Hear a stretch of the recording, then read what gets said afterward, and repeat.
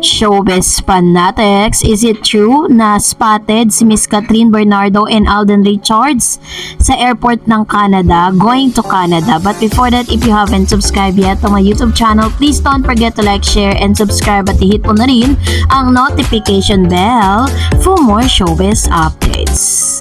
Bago tayo of course magpatuloy sa ating updates for today's video, nais ko po muna magpasalamat sa lahat ng mga legit na nagmamahal, sumusubaybay sa mga videos natin. Maraming salamat po.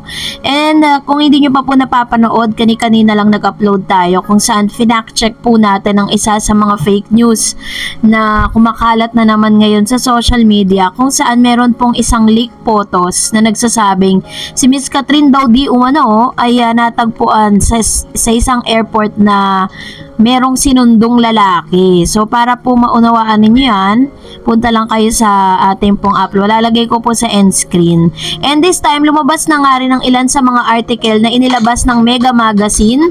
At pinag-usapan po dito how Alden Richards show his gentleman side to his leading ladies. Sabi po dyan, Taylor Swift sing in a word. Eto na, Taylor Swift sing in a word of boys, his gentleman, and Alden Richards does his best to embody that.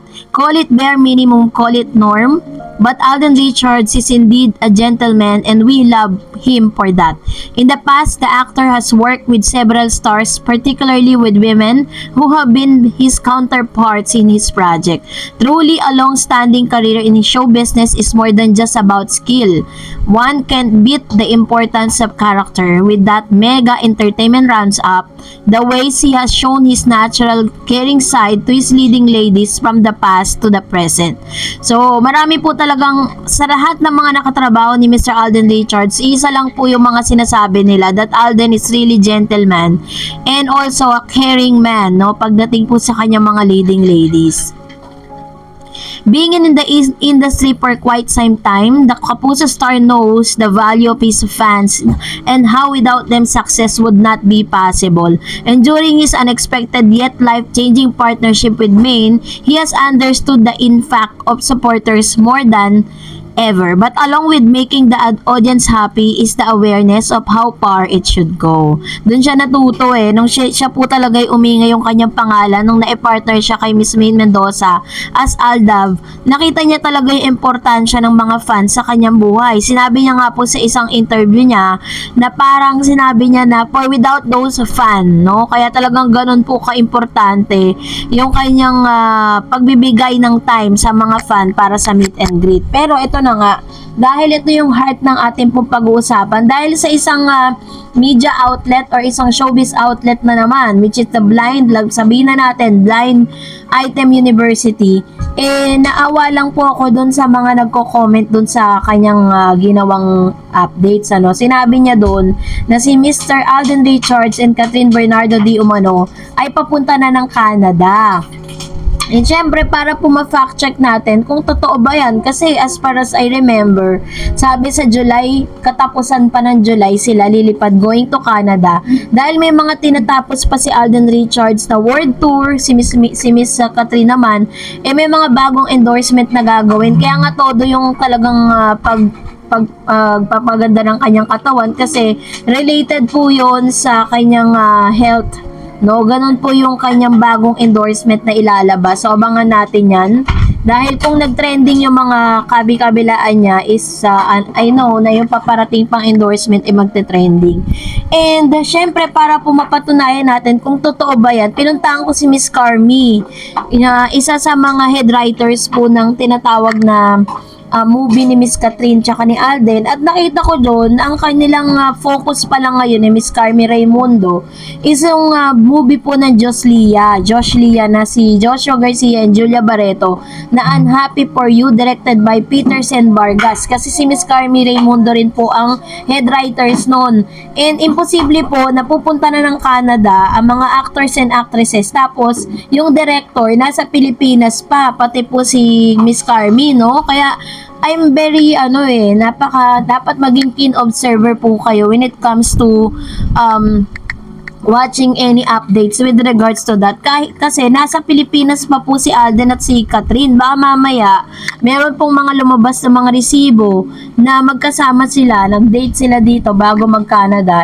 Paano natin mapapaniwalaan yun kung papaniwalaan natin yung sarili natin na nasa Canada na sila? So, wag tayo masyadong ma-excite dun sa news na yun dahil hindi po yun totoo. At yung interview ni Miss Catherine Bernardo na sinasabi na parang nasa airport sila, papunta po siya ng Cambodia noon. At si Alden Richards naman, papunta siya sa ibang lugar dahil may world tour din sila noon kasama ang ilan sa mga artist ng Sparkle kasi yearly ginagawa nila yan eh.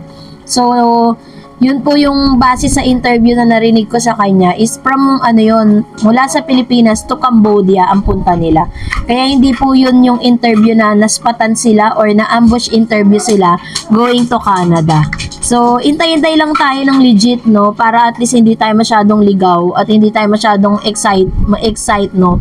Yung pala, nandito pa pala sila sa Pilipinas. Kaka-post lang po ni Miss Catherine na siya po ay nag-workout tas biglang-bigla nasa airport kahapon. Kaya napaka-imposible.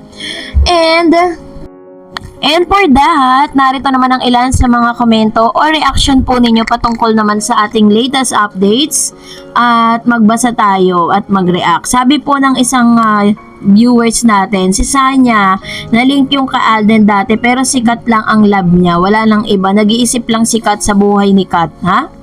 Ayan, sabi naman po ng isa pa si Jerk, siyempre it's a known fact na nanligaw siya kay Kat ngayon o sila na ba? Di ba siya dapat maging close o hawak pa ng iba? Ayan. So, kasi yun po yung isang senaryo na parang halos ayaw dumikit ng balat ni Mr. Alden Richard Quesanya kasi nga 'di ba parang dati na intriga sila na hindi naman talaga totoo. Sabi ni Miss Maria Lourdes Coronacion, kasi si Alden Richards babad sa kaka-promo kung totoo hindi na kailangan na niyang gawin. Anyway, si Alden bumibigay at nahuhuli. Ayan tuloy, naglabasan ng mga demolition team. True. Sabi ni Ma'am si Elena Galgo, that's true. Mayroon kissing kasi wala nang manununtok kay Kat. Ha? Meron ba talagang nanuntok? Ayan, ibig sabihin, siguro sinasabi po dito yung Ma'am si Elena na wala na pong haharang kasi syempre, dati kasi parang medyo medyo may distance pa si Alden at si Catherine. Ngayon wala na, 'di ba? Parang ina-expect na natin na meron na nga talaga silang kissing scene. Sabi ng isa pang viewers, I love this picture. Kita mo ang mga mata na magkahawig. They are really looking good together. Sabi ni Monaimi Bantawi, laki pinagbago ni Alden mula nang maling kay Kat kasi hindi siya ganyan. Nung may partner na palabas sa todo alala yan sa mga partner niya. Lagi ngayon lang hindi naawakan lang niya. Kanina bumaba sila. Ayun. Kasi sa sa video na nakita natin, 'di ba? Talagang halos dapat inaalala niyo kasi nasa elevator sila or escalator sila. Sabi ni Ma'am Shi, Elena, lalo na sisikat yan kung totoong mayroong movie sila na Lee Min-ho. And Miss Elena Galgo, abangan na lang natin pag natapos ang HLA.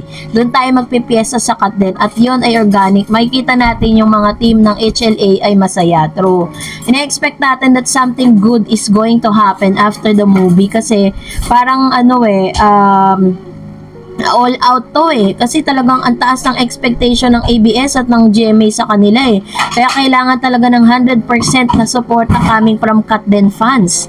Sabi ni Miss Maria Lourdes Coronacion, love this one, now I love Alden more for Catherine, she deserve Alden. Grabe ang loyalty sa kanyang princess, ibang-iba na kasi ngayon sa ibang girls, di na si Alden nagpapakita ng mga skinships with other women. Commendable attitude. Pero I noticed something. Parang ang kamay ni Sanya Lopez ang umaabris sete kay Alden sa walkalator ba yun? O escalator? If so, susme, di na nakaintay alalayan pagkakataon na maging clingy. This is just my opinion since malaking artist ng GMA. Kasi nga hindi nga siya inawakan ni Alden Richards dun sa escalator na yun habang bumababa. siguro, kinailangan niya ng hawakan, 'di ba? Pero anyways, wala naman sigurong masama doon.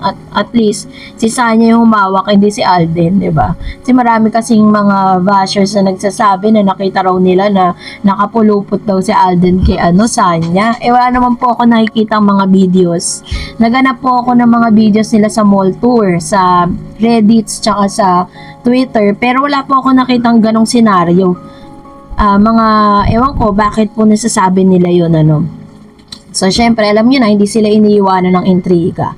Sabi dyan, this is just my opinion, since malaking artist ng GMA si Alden Richards, dapat ino-overexposure nila ito. Hindi dapat isinasabak sa kahit saang sulok na lang yata, magtira ng element of mystery. Dapat let those starlets, sorry for the word, to promote, they need the exposure. May katuwiran po si Ma'am Shia sa sinasabi niya na tama nga naman, kailangan ng element of surprise, diba? Ganon din naman ginagawa ng Kat din ngayon, no? They have to have the element of surprise bago po lumabas yung kanilang movie. So, that's it for today. For more videos and updates, please don't forget to like and subscribe. And please don't forget to follow my Facebook page, Dar Eds TV. God bless everyone!